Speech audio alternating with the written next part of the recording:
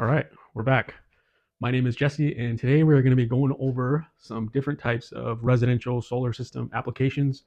And the one that I'm going to focus on today is a grid-tied string inverter system. This one is super common where I live in Arizona. Every house that has solar on the roof is 90% of the time it's going to be a grid-tied string inverter system. So because it's so common, I'm going to kind of go over that one first. But I'm going to try and make a series of videos going over the different types, like microinverter, grid-tied systems. That one's kind of common, just not as common as this one. And then some of the newer ones, like the hybrid systems and more like your off-grid systems, kind of what I have. So I'll make those kind of at a later date. But for the focus of this one, we're going to stick with grid-tied string inverter systems. And a lot of what I'm going to kind of explain and kind of go over is just based off my own research when I was kind of learning about solar and trying to figure out what's the best way to go about solar for my house. And so this is just another video to kind of help you as you're learning about solar and trying to do more research on solar. Kind of just take what I've learned. So let's actually zoom in here. All right. I've kind of zoomed in as much as I can. And I'm just going to preface by saying that this is what we're going over with, is just to get a general understanding, get the general kind of core components of kind of this grid-tied string inverter system, and just get to know like the key concepts of how it all works and what's happening. Nothing here is super specific, so I don't want to hear anybody in the comments saying that I forgot a disconnect switch here or a fuse or something. Everything here is just very, very simple, just to get a general understanding of how this type of solar residential system works for this grid-tied string inverter system. So I'll kind of walk through how it all works, kind of go over some key terms, components, and then lastly, I'll finish up with kind of the cons and the pros, in my opinion, of these types of residential solar systems. And again, this is the most common one that you're going to see, at least where I live. It's the most common residential solar application. And so here's our illustration of our house here. Here are our solar panels up here. We have an inverter here. This is our 200 amp service panel. And then these are our power lines going to the utility company. So this is our kind of grid connection over here. These little circle here, I don't know if I mentioned them, but they're just meters. This first meter is usually a meter from the utility company. And all this meter does is just record how much power your solar system is making. This meter here is a special type of meter that is bidirectional typically. And this one records how much electricity you're buying and how much electricity you're selling. So in our kind of house here, we have, we'll just say 10 solar panels on the roof. We'll say that they're 400 watt solar panels. So 10 times 400, we'll say we have 4,000 watts of solar on the roof. And solar panels by themselves only produce direct current. And so your house, most houses can't use direct current. They only use alternating current. So the direct current from the solar panels needs to be converted to alternating current. And so that's where our inverter comes to play. I'll try and put a picture within this video of like actual components, just so you have an idea. But we're going to say 4,000 watts of direct current coming up off of the roof, comes down some wires into our inverter right here. Now this inverter is going to convert that direct current into alternating current, which that's what our house is going to be able to use. The alternating current is going to go to typically a meter provided by the utility company. And this first meter is just like a recording meter. It's measuring at all times how much power your solar system is outputting. So it goes through that meter, it just gets recorded, and then it goes through some wires into your main electrical panel.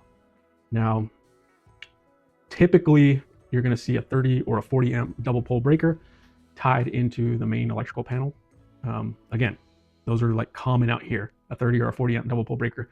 There's many times where you'll see a 50 or a 70 amp breaker. But for simplicity's sake, we're going to say that this is a 30 amp double pole breaker. And so you have 4,000 watts of alternating current being passed through a 30 amp double pole breaker. And this double pole breaker is going to feed 2,000 watts up this bus bar and 2,000 watts up this bus bar for 4,000 watts. And we'll say that our house here is running some lights, the fridge, and the TV, the internet.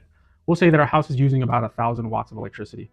And so we have 4,000 watts coming up off the roof, 4,000 watts AC going into our electrical panel. And so we're only using 1,000 watts, but we're pushing in 4,000 watts. So the solar is going to provide 1,000 watts to cover the lights being used, the fridge, and all the other loads in the house. And then 3,000 watts is going to go to this meter right here. Now this meter is going to recognize that there's a lot of electricity being pushed through the electrical panel, and so it's going to start to push electricity towards the grid. And so at this point, this meter is going to start selling electricity back to the utility company. And so that's our scenario where, you know, your solar is covering all of your needs in your house. But now we'll say that you are using the washer, the dryer, you're running your pool pump, you're running the air conditioner, and now you're using 10,000 watts of electricity. Well, now your 4,000 watts isn't going to cover you the entire way. So now you're going to get 4,000 watts coming up the bus bars, but your house, your air conditioner, your pool pump, all these other appliances are using 10,000 watts. So now you're going to use 4,000 watts to cover those loads, but the grid is going to supply you the other 6,000 watts. So in this scenario, you're just offsetting your electrical use. And so you're still going to have to buy 6,000 watts of electricity, but it's better than buying 10,000 watts of electricity if you didn't have any solar. And so that's kind of the other scenario.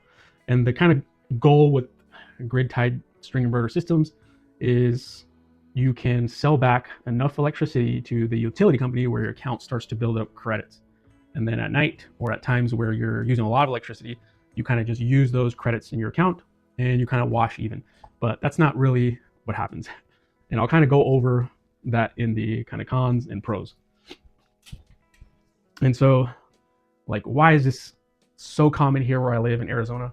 And that's because it's super easy and super fast to install. You need very, very little components. And that's because you're just using the solar panels, an inverter, some wiring, some conduit. And that's basically it. There's not a lot of complexity in this design. And so it's really good if you're a solar installer company. Because typically these solar installer companies, they have great relationships with utility companies. They have great relationships with suppliers, inspectors. And so it's very easy for them, engineers and architects, because you have to have, in order to get a grid tied kind of system, it has to be kind of engineered in a way that it's going to pass inspections with your county or with your utility company. And so a lot of these solar contractors or solar installers, they have pretty good network with engineers who can design systems and get them approved for your city or for your utility company. And so it's really good for them because they have a vast network of relationships with engineers, utility companies, and suppliers. So they can get your permits, they can design your system relatively fast, and they can get pretty good turnaround time. And for the last part I'll mention here is the pros is the grid is in essence acting as your battery. So in the event that your solar doesn't cover all of your needs, the grid is going to step in and kind of like a battery and just cover all your needs.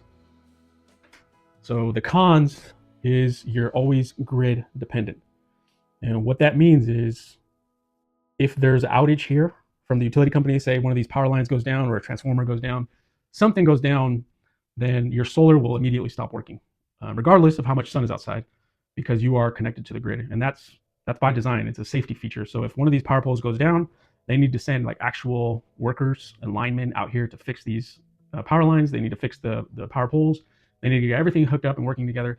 And during that time, they can't have you pushing all this solar back while they're working on whatever broke.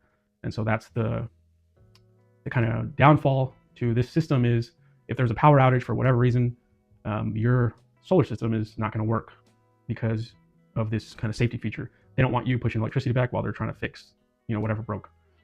The other kind of con here is there's lots of permits, inspections, and fees if you're trying to do this yourself. The permitting process, the inspection, it's all like costs that you have to now take on. And in order to get a permit, there are certain requirements. You may need to hire an engineer in order to design your system and submit your plans. And so those costs can be timely, they can add up, they can get expensive.